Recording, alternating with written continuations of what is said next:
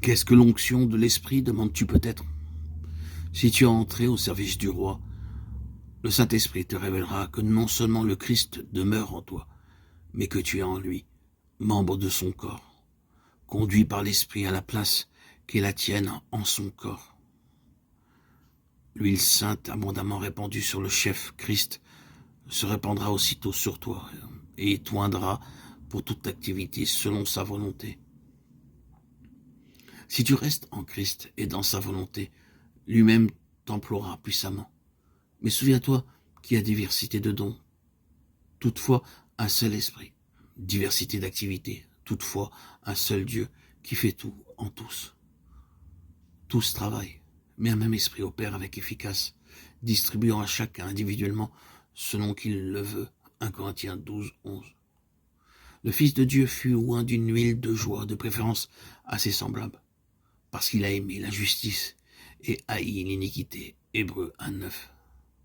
Cette haine du péché, cet amour de la justice, le Christ l'apporte avec soi dans le cœur, de sorte que nous n'aimons plus seulement en Dieu, le Dieu d'amour, mais aussi celui qui est la sainteté absolue et redoutable.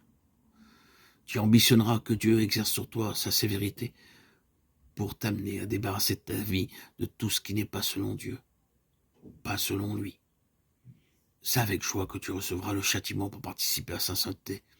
Ainsi, toujours plus intimement uni à ton Seigneur, tu auras part à l'onction de celui dont le sceptre est un sceptre de justice ou d'équité. Hébreux 1:8. Si tu as reçu en ton cœur le Saint-Esprit, suis-le pas à pas, avec le seul désir de faire sa volonté. Il te guidera, te montrera comment demeurer en Christ et la place que tu dois occuper en son corps. Tu feras alors l'expérience que l'onction que tu as reçue de lui demeure en toi, qu'elle t'enseigne toutes choses et quelle est la vérité. Tu sauras que tu demeures en lui et tu expérimenteras à ton tour que son amour te porte et te conduit. 1 Jean 2,27. Il te faut être rendu fort pour saisir un peu de cet amour. Cet amour qui conduisit le Christ au calvaire. Il faut que nous en soyons remplis. Et si nous demandons à l'apôtre dans quelle mesure il nous répond, jusqu'en la mesure de la plénitude de Dieu. Ceci est au-dessus de nos forces, nous écrions-nous, sans doute, mais il peut faire infiniment plus que ce que nous demandons ou même pensons, car la pensée est impuissante en ce domaine. Or, à celui qui, selon la puissance qui déploie en nous son efficace, peut faire bien plus que nous demandons. Éphésiens 3:20. Selon la puissance qui déploie en nous son efficace, il ne s'agit plus de nos forces ici. Par cette puissance, nous pouvons être remplis de l'amour de Christ jusqu'en la plénitude de Dieu.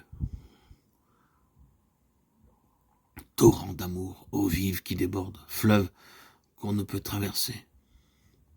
Selon les paroles d'Ézéchiel, chapitre 47, verset 5.